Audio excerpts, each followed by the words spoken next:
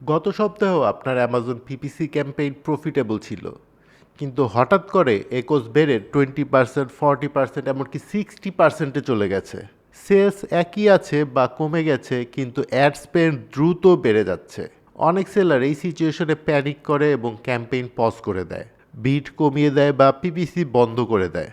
কিন্তু বিষয়টা হলো, অ্যাকোস হঠাৎ করে বেড়ে গেলে প্রথমে কারণটা খুঁজে বের করতে হবে। আজকের ভিডিওতে আমি দেখাবো অ্যাকোস হঠাৎ করে বেড়ে গেলে প্রথমে কি চেক করবেন, যাতে আপনি সঠিক প্রবলেম আইডেন্টিফাই করে দ্রুত সলিউশনের দিকে যেতে পারেন।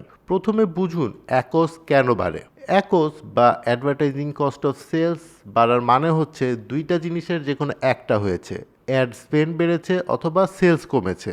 আবার কখনো কখনো দুটি একসাথেই হয়। তাই অ্যাকোস দেখেই ডিসিশন নেবেন না, প্রথমে ডাটা অ্যানালাইজ করুন। সেলস কমেছে নাকি স্পেন্ড বেড়েছে, এটাই প্রথম এবং সবচেয়ে গুরুত্বপূর্ণ স্টেপ। ধরুন গত সপ্তাহে অ্যাড স্পেন্ড ছিল $100, সেলস ছিল $500 আর অ্যাকোস 20%। আর এই সপ্তাহে অ্যাড স্পেন্ড $120, সেলস $240 আর অ্যাকোস 50%। এখানে সমস্যাটা কিন্তু স্পেন্ডিংয়ে না, এখানে সমস্যাটা হচ্ছে সেলস ড্রপে। তাই প্রথমে ক্যাম্পেইন রিপোর্ট দেখে বুঝুন স্পেন্ড ইনক্রিজ করেছে নাকি সেলস ডিক্রিজ করেছে, কারণ সলিউশন এই দুই ক্ষেত্রে আলাদা হবে। কনভার্সন রেট ড্রপ করেছে কি, এটা অ্যাকোস ইনক্রিজের সবচেয়ে কমন একটা কারণ। যদি ক্লিকস একই থাকে কিন্তু কনভার্সন কমে যায়, তাহলে স্পেন্ড হবে কিন্তু সেলস হবে না আর অ্যাকোস বেড়ে যাবে। তাই চেক করুন unit session percentage, conversion rate and seasons versus orders. যদি কনভার্সন রেট ড্রপ হয় তাহলে কিন্তু পিপিসিতে না, লিস্টিং বা প্রোডাক্ট পেজে প্রবলেম থাকতে পারে। লিস্টিংয়ে কোনো পরিবর্তন হয়েছে কি, অনেক সেলার পিপিসি অপটিমাইজ করে কিন্তু লিস্টিং চেঞ্জ মনিটর করে না। তাই চেক করুন মেইন ইমেজ কি চেঞ্জ হয়েছে, টাইটেল মডিফাই করা হয়েছে, বুলেট পয়েন্টস কি এডিট করা হয়েছে, A+ কন্টেন্ট রিমুভ হয়েছে। কখনো কখনো ছোট একটি লিস্টিং চেঞ্জ কনভার্সন রেটকে সিগনিফিক্যান্টলি ডিক্রিজ করে।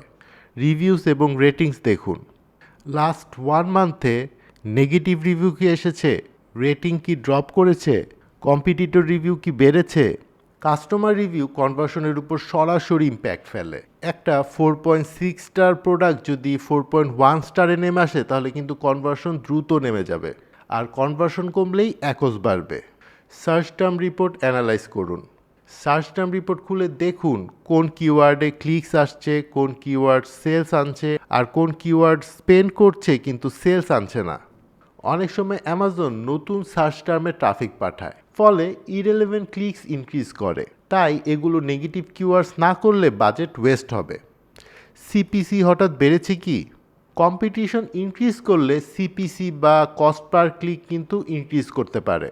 ফর এক্সাম্পল, আগে সিপিসি ছিল $0.8 আর এখন সিপিসি হয়েছে $1.5। এক্ষেত্রে সেলস একই থাকলেও কিন্তু স্পেন্ড অনেক বেড়ে যাবে।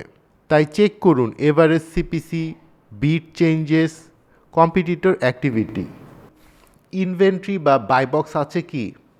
যদি ইনভেন্টরি লো হয়, বাই বক্স লস্ট হয় বা ডেলিভারি টাইম ইনক্রিজ হয়, তাহলে কনভার্সন রেট কমে যাবে। পিপিসি থেকে ট্রাফিক আসবে ঠিকই, কিন্তু কাস্টমার পারচেস করবে না। তাই বাই বক্স পার্সেন্টেজ এবং ইনভেন্টরি হেলথ চেক করুন। কম্পিটিটর চেঞ্জেস অবজার্ভ করুন। অ্যামাজন মার্কেট প্লেস প্রতিদিন পরিবর্তন হয়, তাই দেখুন কম্পিটিটর কি প্রাইস কমিয়েছে, কুপন চালু করেছে, নতুন ইমেজেস কি ব্যবহার করছে, তারা কি মোর রিভিউস পেয়েছে। কখনো আপনার ক্যাম্পেইন ঠিক থাকে কিন্তু কম্পিটিটররা একটা স্ট্রং অফার দেওয়ার কারণে আপনার কনভার্সন কমে যায়। এবার আসি কুইক অ্যাকশন প্ল্যান। যদি আপনার অ্যাকোস হঠাৎ বেড়ে যায়, তাহলে এই সিকোয়েন্সটা ফলো করুন। Step 1, spend versus sales compare করুন। স্টেপ 2, কনভার্সন রেট চেক করুন।